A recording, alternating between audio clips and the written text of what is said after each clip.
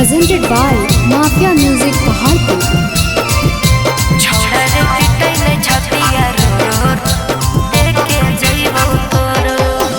आई लौला गानिया गे लौला छानिया छौरी बदल तोरोगे।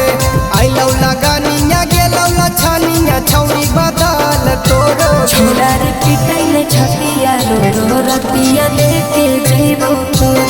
छोड़ा रे पिटाइले छतिया रो रतिया लेके जइबो तोरो। आई तो सजनावा जइमी गे सोनामा चढ़ के बलोरोगे।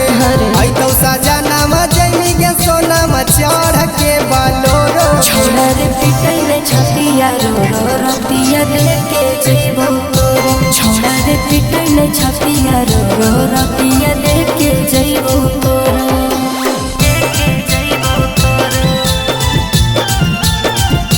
छोड़ा रे पिटाइले छतिया रो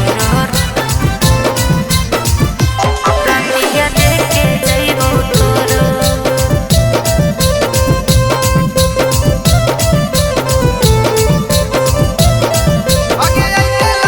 आगे आइते लगन खोजले नी सजन गे। क्षण भर में छौरी बदल ले नी मन गे। क्षण भर में छौरी बदल ले नी मन गे। अरे खुद खुद के छोड़ा तू तेने कन रे। सैया से पहले करे बने मन रे। देखी के शादी के कार्ड तोर जानू गिरा हवा किसे लोरोगे।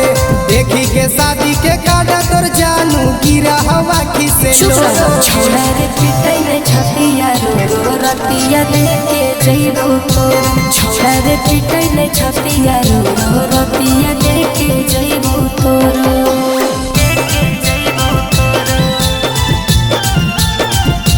छोड़ा रे पिटाइले छतिया रो रतिया लेके जइबो तोरो।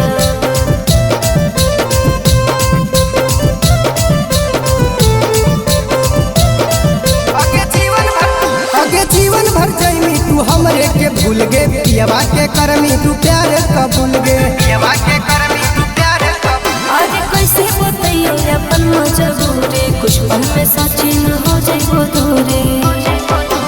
डोली तोर उठा तब सास मोर टूटा तब बैठा मी सागर के कोरोगे।